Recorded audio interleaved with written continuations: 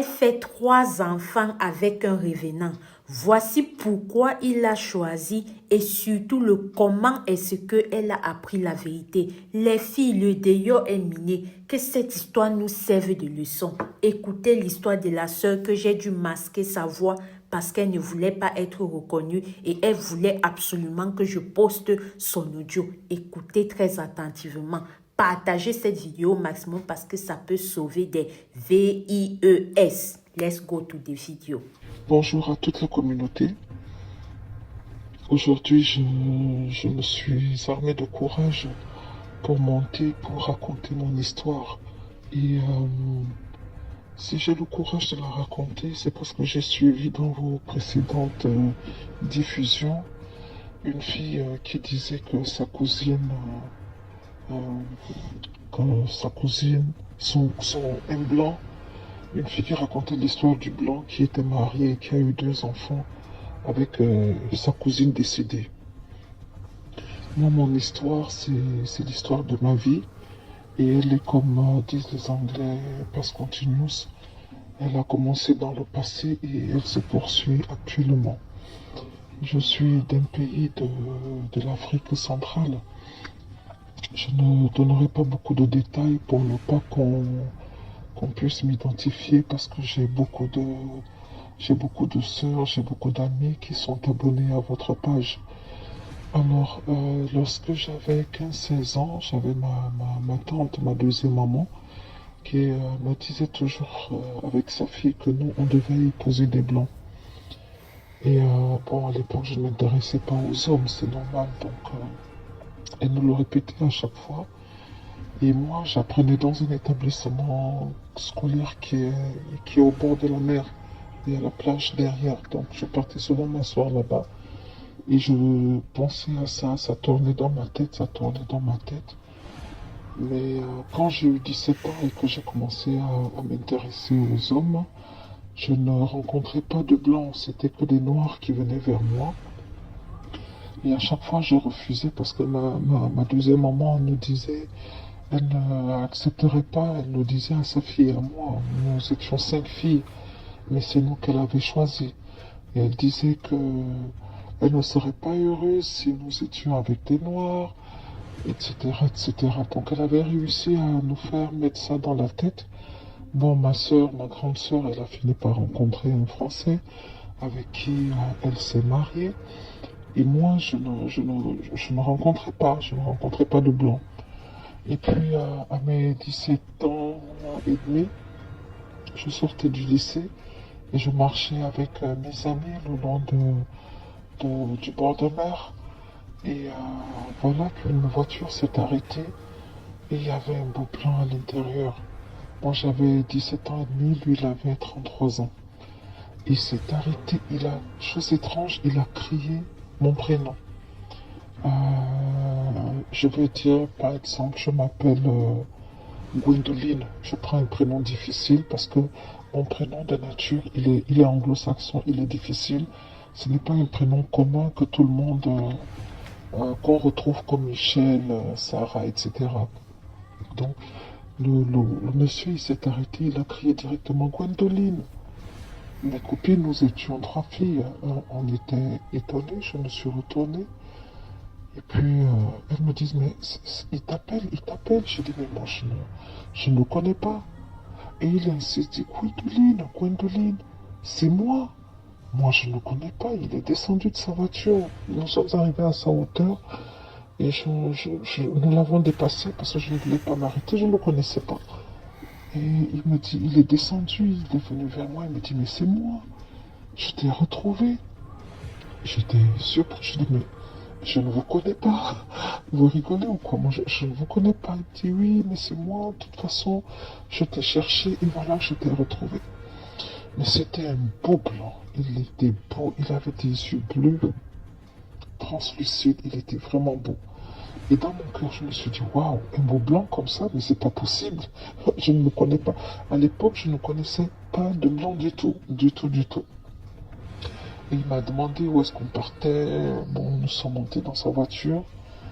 Et on a déposé mes copines et moi je partais au supermarché euh, pour prendre des trucs pour ma mère. Et nous sommes arrivés, il a fait des courses pour moi à hauteur de... Enfin, il a fait des courses pour la maison pour 280 000 à peu près. Dans le centre commercial, il y avait un magasin de sous-vêtements. Il m'a acheté plein de trucs. J'étais transporté par sa beauté. Et lui, il me parlait. On était vraiment à l'aise comme si on se connaissait. Et il m'a donné, il m'a déposé. Moi, j'habitais un bas quartier, hein, un bas quartier. Je ne voulais pas qu'il arrive devant la maison parce que il allait voir la misère du quartier. Il m'a déposé sur la route. Il m'a donné sa carte de visite. Il m'a dit si dans 3 jours tu ne m'as pas appelé, moi je vais te retrouver. Et avant de descendre de la voiture, il m'a remis un médaillon. Il m'a dit, garde ce médaillon. C'était un médaillon avec une photo de petit garçon. En fait, c'est lui, c'est lui quand il était petit. Il m'a remis ce médaillon. Il m'a dit, garde ce médaillon et ne le perds jamais. Bon, j'ai pris le médaillon et puis bon, je suis parti chez moi. Mais je crois qu'en transportant les sacs de courses, la carte de visite, elle est tombée parce que je ne l'ai pas retrouvée. Ce qui fait que au bout du 3e jour, je n'avais pas pu l'appeler parce que je ne retrouvais pas la carte. Le 4e jour qui se pointe devant la maison, c'était lui. Il vient avec mon cousin, je lui dis, mais comment vous avez fait pour me retrouver? Il dit, mais je t'avais dit, je te retrouverai. Alors il était descendu par là où j'étais passé. Il a commencé à demander, et, on ne me connaissait pas, et puis paf, il arrive sur la grande route. Et mon cousin, il est tombé sur mon cousin qu'il avait emmené à la maison. Et là, je me suis dit, il est vraiment sérieux. Ma mère était là, mes soeurs étaient là, j'avais un peu honte. Mais bon, après, nous sommes partis, on a discuté, on s'est promené, c'était vraiment bien. Et de là est partie notre relation. Alors, nous sommes sortis ensemble un moment et tout de suite, il a voulu qu'on se marie. C'était un beau français, nous nous sommes mariés. Mais lorsqu'on préparait le mariage, il n'avait pas de documents, il n'avait pas de papier en fait. Oui, c'est papier. Et il m'a dit, j'avais dû l'accompagner au consulat de France pour qu'il fasse sa déclaration de perte. Il a dit qu'il avait perdu ses papiers, qu'on l'avait braqué, un truc comme ça. Et puis voilà, on lui a refait d'autres papiers. Et on a fait le mariage. On a fait le mariage à l'ambassade de France dans mon pays. Et on a eu une vie tranquille. On a eu une vie tranquille. On partait partout. On partait aux États-Unis, on partait en Afrique du Sud. En 2003, on est parti à Dubaï alors que ce n'était pas encore grand-chose. On partait partout sauf chez lui en France. Il m'avait dit qu'il était orphelin, que son père et sa mère étaient morts dans un accident d'avion. Et il parlait jamais de sa famille. Il parlait jamais de sa famille. On a eu 3 enfants, un garçon, 2 garçons et une fille. La fille, elle est la dernière. Alors le garçon aujourd'hui, parce que ça fait 4 ans que tout s'est terminé, si je peux dire ainsi, le garçon, il a 17 ans aujourd'hui. Le premier a 17 ans, le deuxième a 14 ans et la petite fille, elle a 10 ans. Il n'est jamais tombé malade, mes enfants ne sont jamais tombés malades. On a eu notre vie tranquille et il me poussait beaucoup à investir. Il me disait il faut que tu investisses. Je peux ne plus être là, il faut que tu investisses. Alors on a investi dans l'immobilier. Et à chaque fois, je me disais, moi je partais en France, je partais avec les enfants, passer les vacances, mais jamais chez lui, puisque des parents, ils n'en avaient pas, me disait-il. Et on n'y allait jamais ensemble, nous n'étions jamais allés en France ensemble. On a vécu ensemble 19 ans, parce qu'on a eu notre fils 2 ans après, et je me souviens que tout le temps que nous sommes restés ensemble, au début, je n'arrivais pas à tomber enceinte. Et on a fait des examens, mais lui, il ne partait jamais faire les examens. Jamais. On ne lui a jamais fait de prise de sang devant moi. Il ne s'était jamais blessé. J'avais jamais vu son sang, en fait. Mais bon, un beau jour, il commence à me dire, le temps est arrivé, il va falloir que je retourne. Je lui dis, mais tu pars où? Il me dit, oui, mais il faut te préparer, il faut que je retourne. Là, j'ai déjà dépassé le délai. Je lui dis, mais tu me parles de quoi? Il me disait jamais plus, mais il était triste. Il devenait triste tous les jours. Chaque jour, il devenait triste. Parfois, il s'enfermait dans son bureau. Il avait un bureau dans la maison. Il s'enfermait dans son bureau. Il va passer des heures là-bas. Il ne va pas manger. Il ne va pas boire. Et quand il sortait de là, il enlaçait les enfants. Et parfois, je le surprenais en train de pleurer. Je me demandais, mais qu'est-ce qui se passe? Est-ce que tu as un problème? Il me disait rien. Il me disait juste, écoute, je suis désolé, mais il faut que je parte. Il faut que je retourne maintenant. On m'appelle pour une autre mission. Il faut que je retourne. Et moi, je pensais qu'il quittait mon pays, en fait, puisqu'on vivait dans mon pays, qu'il devrait quitter définitivement mon pays. Je lui ai dit, mais il n'y a aucun problème. On partira avec toi. Et puis, moi, je ferai des tours. Il m'a dit, tu ne peux pas venir avec moi là où je vais partir. Moi, je pensais à quelque chose comme de très loin, genre l'Amazonie, ou je sais pas trop. Bon, bref, lorsque les vacances sont arrivées, et, il m'a dit, écoute, cette fois, on va aller en France. On va aller en France parce que c'est là-bas le point de départ. Je ne comprenais pas, bon, nous on était contents, enfin, on va partir en France avec lui. C'était en 2019. Et j'ai préparé le voyage avec les enfants. On a pris l'avion, nous sommes partis. Et on arrive à Paris. Il me dit on continue directement sur Bordeaux. Et à Bordeaux, on avait loué une voiture. Il a mis le GPS. Il a rentré une adresse. Il a mis le GPS. Et on a pris la route. Les enfants étaient fatigués, ils dormaient. Et avant d'arriver, il y avait un petit arrêt avec un petit centre commercial pour se rafraîchir, etc. Il m'a dit j'arrive, il a mis du carburant, il m'a dit j'arrive. Ne descendez pas de la voiture, je reviens dans moins de 5 minutes. Il est parti, il n'est pas revenu. Au bout de 30 minutes, j'ai trouvé étrange, je suis descendu, je suis parti chercher.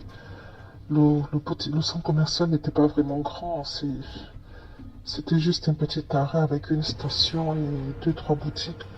J'ai tourné, je ne l'ai pas vu, je suis parti aux toilettes des hommes, je ne l'ai pas vu, je suis revenu. Avec les enfants, on a encore attendu 45 minutes, donc on a passé plus d'1h30 sur place à l'attendre. Il n'est pas revenu, je ne comprenais rien, j'ai dit mais qu'est-ce qui se passe? Et là, les enfants étaient fatigués, la petite pleurait. J'ai pris la décision de prendre le volant et de partir parce qu'il avait rentré l'adresse et de partir. Alors nous sommes arrivés devant une maison et moi je me disais bon, il va nous suivre. En fait, je ne sais pas, mon cerveau était bloqué. Mais j'avais une grosse boule d'angoisse à l'intérieur de moi. Je sentais que quelque chose n'allait pas, mais je ne savais pas quoi. Nous sommes arrivés, c'était donc la maison de sa famille. Et puis j'ai sonné, il y a eu sa maman, je ne savais pas encore. Elle est venue ouvrir. Elle me regarde, elle regarde les enfants. Oui, qu'est-ce que vous voulez? Je dis, bon, je ne sais pas, je suis avec mon mari, mais là, il nous a laissés, je ne sais pas où il est parti. Et il avait rentré cette adresse dans la voiture pour venir jusqu'ici. Elle me regarde, me dit, mais c'est qui votre mari? Bon, je peux donner son prénom à lui parce qu'il est laissé, enfin, il n'est plus vivant. J'ai dit, c'est Jean-Paul. Elle me regarde, elle me dit, vous rigolez ou quoi? Je dis, mais comment rigoler? Je ne comprends pas. Elle me dit, mais vous rigolez, Jean-Paul, il est mort. Elle me le balance comme ça devant la porte. Il est à peu près 17h. Je suis fatigué, les enfants sont fatigués. Je la regarde et je dis, mais vous me parlez de quoi, madame? Et je ne sais pas, je suis où là? Elle me dit, je suis la mère de Jean-Paul.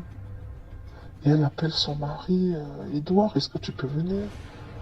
Et là, elle a été très méchante. Elle m'a traité de cinglé, d'usurpatrice, de mythomane. Je vous assure, ça a été compliqué ce jour-là. Tout ça devant la porte. Elle s'est mise à crier. Je ne comprenais rien, j'étais perdu. Je lui dis, mais madame, c'est mon mari, nous sommes mariés depuis. Elle me dit, je veux rien savoir, vous êtes une folle, vous avez vu notre histoire et tout ça. Je lui dis, mais comment? Et elle a même appelé la police, je vous assure. Ça a été compliqué. Parce qu'à un moment, le papa, il nous a demandé de rentrer. Lui, il nous a donné à boire pour qu'on se... Les enfants étaient fatigués. Et c'est lui qui l'a calmé. Il lui dit, mais arrête, Françoise. Regarde la dame. Elle ne peut pas raconter quelque chose. Il faut comprendre ce qu'il y a derrière. Qu'est-ce qui se passe? Alors, il me demande exactement ce qui se passe. Qu'est-ce que je leur veux? Et je leur dis que moi, je ne les connais pas. Je leur dis, je suis avec mon mari, etc. Voilà nos enfants. Et le monsieur, il me dit, mais vous comprenez que ce n'est pas possible. Jean-Paul est mort il y a 21 ans. Je lui dis, mais Jean-Paul ne peut pas être mort. Moi, je suis sa femme. Et il me dit, non, ce n'est pas possible. Alors, ce qui se passe, c'est que ils ont appelé la police. La police est arrivée. Ils m'ont prié de partir de là. Et avant que je parte, la dame avait appelé, parce que Jean-Paul avait un petit frère et une petite sœur aussi. La dame les avait appelés, la sœur de Jean-Paul, elle est à 2 heures de là, mais elle était au travail. Elle a dit à sa mère, écoute, essaie de les retenir jusqu'à demain. Elle avait un pressentiment. Elle avait un pressentiment parce qu'à chaque fois, elle voyait son frère en rêve et qui venait lui dire que j'ai ma vie, j'ai mes enfants, j'ai 2 garçons et une fille. Mais pour elle, c'était des rêves, donc elle ne savait pas que c'était vrai en fait. Et du coup, lorsque la maman l'a appelée, elle s'est dit, c'est peut-être... Elle a eu un pressentiment, mais sans plus.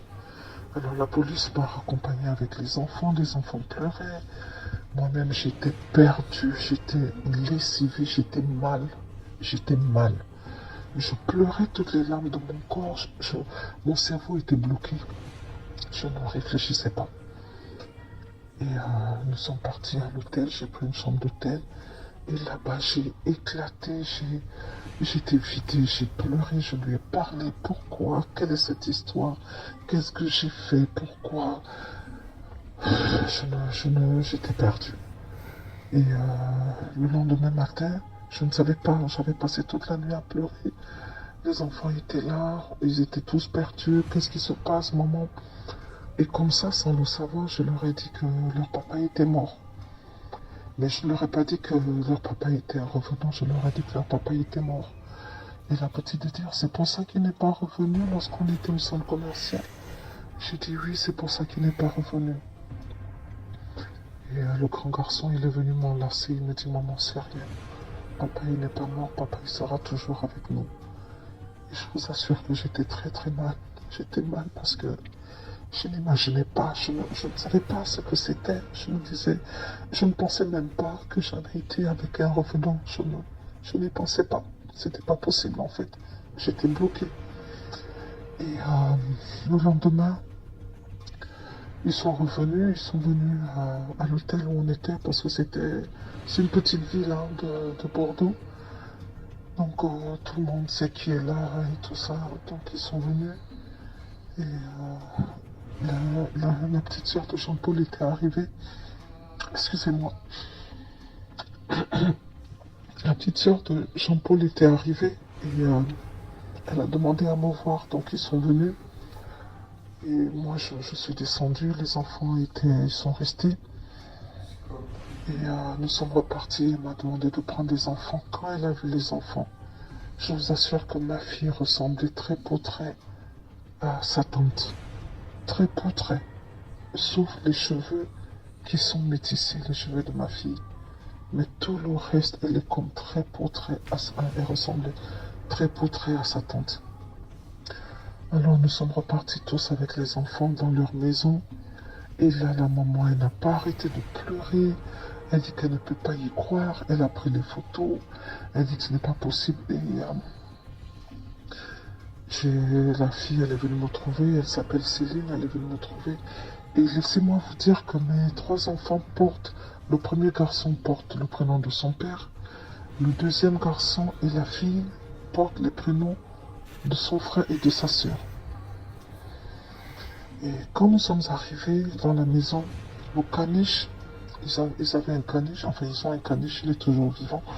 Le caniche s'est mis à aboyer, il est devenu comme fou. Il a tournoyé sur lui-même. La mère elle était invivable.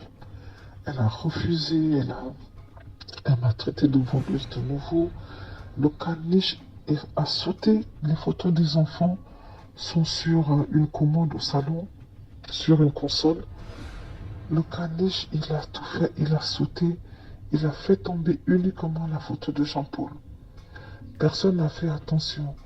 Après, il est parti dans la chambre au caniche, je ne sais pas trop dans laquelle. Il est revenu avec une carte postale qu'il a jetée par terre. La maman a juste pris la carte postale, elle a posé sur la console. Et là, s'est engagée une discussion. Je leur ai raconté ma vie. Je leur ai raconté l'autre histoire. Et je leur montre les photos. Parce qu'on avait des photos dans l'iPad de mon fils. Il y avait des photos. Moi-même, j'avais des photos. Et tout ça. Mais moi, je vous assure que Jean-Paul, il avait une vie normale. Il sortait sur les photos. Il faisait tout. Il faisait du sport. Il mangeait tout. Il était un être humain normal. Et elle regarde sur les photos, elle dit c'est pas lui, ce n'est pas lui, c'est pas mon fils.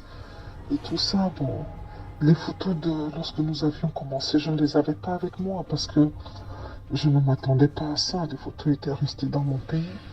J'avais des photos récentes. Et elle disait c'est pas lui, ce n'est pas lui, ce n'est pas lui. C'est vrai qu'il y a une forte ressemblance, etc. Et bon, de cette discussion n'a abouti à rien. Au moment de repartir à l'hôtel, la petite soeur de mon mari, donc la grande, la Céline, elle dit à sa mère, oui mais maman, est-ce que tu as vérifié la tâche de naissance?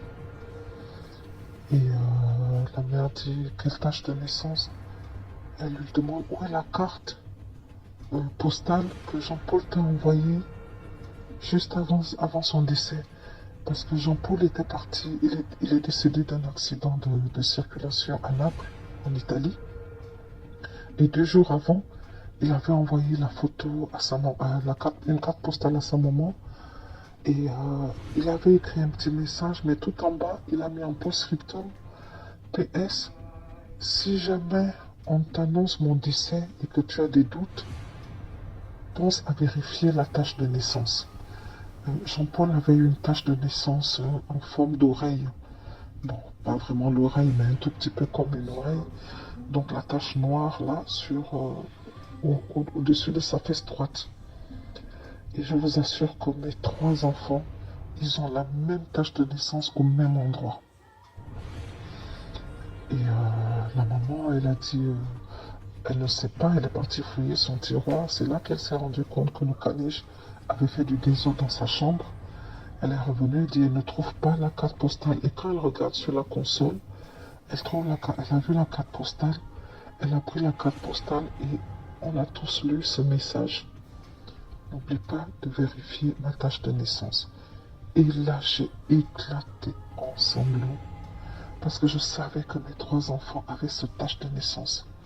Et c'est à ce moment que j'ai véritablement réalisé que j'avais été marié, que j'avais vécu pratiquement 21 ans avec un revenant. Je n'en revenais pas. J'ai éclaté en sanglots. Et je sentais comme s'il avait posé sa main sur mon épaule, comme s'il me disait de ne pas pleurer, que c'était rien. Je n'en revenais pas. Je n'en revenais pas. Et j'ai pensé, à ce moment, j'ai pensé aussi à prendre le médaillon qu'il m'avait donné le tout premier jour. Je l'ai montré à sa maman. Et elle a dit oui, c'est lui. En fait, tout était devenu... Parce qu'ils ont regardé sur les enfants, en fait. Ils ont regardé sur les enfants. Chacun a montré sa tâche de naissance. C'était incroyable. C'était incroyable. C'était triste. J'étais mal. J'étais mal parce que je perdais un mari. Et je découvrais quelque chose de, de je veux dire quoi, d'incompréhensible en fait, d'inexplicable. Et le lendemain, la maman a demandé qu'on aille, que les enfants aillent faire des tests ADN parce qu'elle voulait être sûre jusqu'au bout que les enfants aillent faire des tests ADN parce qu'elle elle ne croyait pas toujours. Le père, alors lui, n'en parlons plus. C'est comme s'il avait reçu l'expression exacte, un coup de massue sur la tête. Il était sonné. Le petit frère de Jean-Paul est arrivé. Il ne comprenait rien du tout. La seule qui comprenait un tout petit peu, c'était sa sœur Céline. Et ça, je l'ai déjà dit, elle nous l'a expliqué que son frère lui parle souvent. Son frère lui a présenté sa famille pendant les rêves. Son frère lui a toujours dit qu'elle serait celle qui allait le défendre, qui allait défendre ses intérêts. Donc, le troisième jour, les enfants sont partis faire les tests ADN. Et puis, il s'est avéré qu'ils avaient le même ADN que la famille. Scientifiquement, je ne sais pas comment le prouver, comment l'expliquer. Ils n'ont pas dit aux médecins parce qu'ils ne voulaient pas que ça s'ébruite. On a juste dit Alors, la seule chose étrange, parce que la chose étrange, c'est pas la seule. L'autre chose qui est étrange, c'est que mes enfants, ils sont vivants. Je vous ai donné leurs âges, 17, 14 et 10 ans. Ils sont très intelligents, ils font bien leurs études. Ils sont beaux, ils sont en forme. Je n'ai jamais été à l'hôpital avec l'un d'entre eux. Jamais. Première chose. Deuxième chose, ils sont tous de groupe sanguin rare. Le premier est de groupe sanguin O négatif. Le deuxième est de groupe sanguin AB négatif. Et la petite dernière, elle est du groupe sanguin B négatif. Moi-même, je suis du groupe sanguin B plus B positif. Mais eux, ils sont tous les trois, chacun a son groupe sanguin. Et ce sont des groupes rares. On les a inscrits sur le fichier, dans le fichier en France des personnes, parce qu'il y a un fichier des personnes qui ont le groupe sanguin rare. Et puis voilà, c'est mon histoire. Moi, je suis encore resté, bon, finalement, après, ils nous ont accordé le gîte et tout ça. Mais moi, j'ai été blessé et trahi. Au plus profond de moi, je n'étais pas bien. Je ne suis pas bien. Quand je suis avec eux, ils font tout hein, pour que je sois bien, mais je ne le suis pas. Là, je fais des tours entre là-bas et mon pays. Et les enfants, ils sont là-bas. Les enfants sont avec eux, ils sont très bien. Bon, on a emmené les enfants sur la tombe de leur père. Et on a dû faire une deuxième plaque. On n'a pas mis la date. Il y a la première plaque qui porte la date de sa mort véritable. Et il y a la deuxième plaque qui porte la date de, comment je peux dire, de sa disparition, je sais pas, du jour où il a disparu. Du jour où il a disparu. Et quelques temps après, il est venu m'expliquer en rêve pourquoi, quand il parlait qu'il était temps qu'il retourne, c'est parce qu'on lui avait confié une autre mission et qu'il ne voulait pas, il a refusé de faire cette mission parce que il a eu beaucoup de joie à rester avec nous, avec les enfants. Il a de la peine de nous avoir laissés, donc il ne pouvait pas aller faire une autre mission pareille. Donc il attendait qu'on lui donne la sentence et que certainement il allait avoir une punition, enfin une mission difficile qui va lui coûter beaucoup d'énergie. Mais pour nous, pour les enfants, il n'a pas voulu aller recrier parce qu'on voulait l'envoyer, je crois, hein, donner du bonheur à une autre personne et faire des enfants. Mais il a dit de l'autre côté, il a dit que c'est difficile, qu'il ne pouvait pas refaire ça et qu'il veille sur nous. Et puis voilà, c'est mon histoire. J'ai eu une belle vie avec lui. Aujourd'hui, je ne suis pas malheureuse. Je m'en sors avec les enfants tranquilles. J'ai quelques petits investissements immobiliers. Mais j'ai peur. J'ai peur. J'ai eu une belle vie. Ce n'était pas une vie difficile. Je n'ai pas vécu des choses étranges. Mais parce que le plus gros était déjà étrange. Que les revenants, ça existe. Les revenants, ça existe. Vous n'en avez jamais peut-être côtoyé un, mais moi j'en ai côtoyé un pendant très longtemps. Et voilà. Merci de liker, de partager, de commenter aussi. Je voulais partager ça. La vie, elle est parfois surprenante. La vie, elle est mystérieuse. Merci à tous. Au revoir. Alors, si c'est ta première fois avec nous, ici nous parlons d'histoires vraies et ou mystiques. Si toi aussi tu as une histoire vraie et ou mystique à nous confier, envoie-nous tes audios sur ce numéro qui s'affiche là ou ton message écrit. Tu me dis si tu voudrais que je poste aussi tes audios en modifiant ta voix comme celle de la sœur, ou alors si tu voudrais que je m'approprie de ton histoire et que je la raconte. De toutes les façons, on se mettra d'accord. Sur ce numéro, je ne prends pas d'appel téléphonique, juste des messages audio. Famille, faisons attention. Prions sans cesse, soyons prudents parce que le dehors est miné. Ici Alicia Lotus, on se dit à très bientôt pour une prochaine vidéo. Shalom.